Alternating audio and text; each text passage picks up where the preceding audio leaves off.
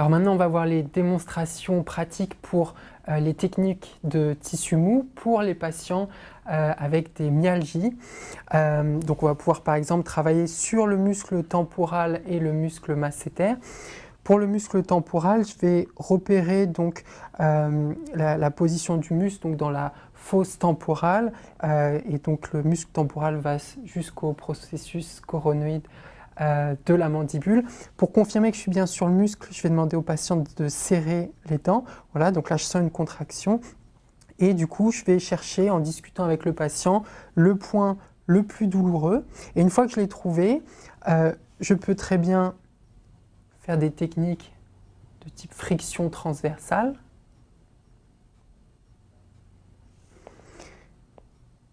Faire des techniques plutôt longitudinales. Ou même des mouvements circulaires. Je vais toujours adapter la technique en fonction de ce que mon patient ressent. Je vais faire la même chose pour le masséter, donc qui va de l'arche zygomatique jusqu'à l'angle latéral de la mandibule. Je pense être dessus, je vais demander au patient de serrer les dents. Voilà, là j'ai une belle contraction, je repère le muscle et ensuite on va discuter pour trouver ensemble le point le plus douloureux. Et une fois que je l'ai trouvé, je peux faire des techniques de friction transversale, des techniques plutôt longitudinales, ou bien des techniques circulaires. Et je vais moduler la pression en fonction de ce que le patient ressent. Je vais monitorer ses symptômes. On recommande en règle générale de rester sur un travail de 3 minutes par muscle. Donc maintenant, je vais présenter une technique de contracter-relâcher ou de lever de tension des muscles masticateurs. Pour ça, je vais bien expliquer à mon patient ce que je vais faire.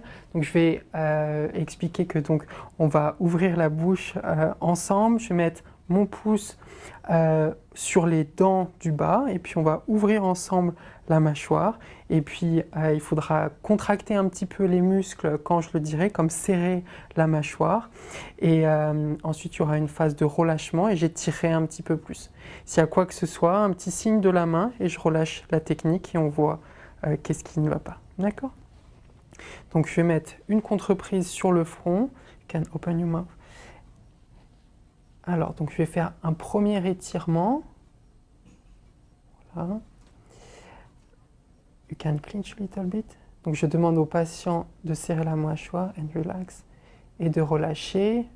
Environ 6 secondes de contraction. J'attends bien qu'il soit complètement relâché et ensuite j'étire un petit peu plus. Et je répète la technique, clench a little bit. Pendant 6 secondes and relax. Et quand il est bien détaché, relâché, j'étire un petit peu plus.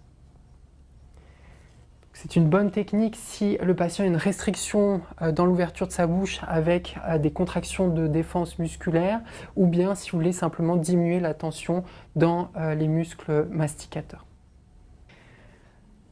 Donc maintenant, je vais montrer une technique de mobilisation spécifique de l'articulation temporomandibulaire.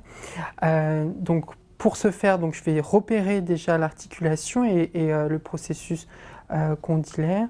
You can open. Ok, parfait. Donc je repère par des mouvements que je demande au patient pour repérer où se trouve l'articulation. Ensuite, je vais mettre mes pouces, je vais mettre au-dessus de l'articulation et je vais répéter des mouvements oscillatoires, donc en faisant mes différents grades de mobilisation que je vais faire évoluer en fonction des symptômes du patient. Je vais monitorer les symptômes du patient et mobiliser généralement entre 30 secondes et 2 minutes et répéter plusieurs séries de mobilisation.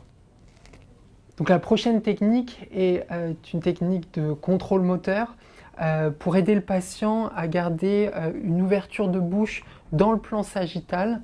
Je vais lui donner des feedbacks avec un miroir et avec mes mains pendant le processus d'ouverture de bouche.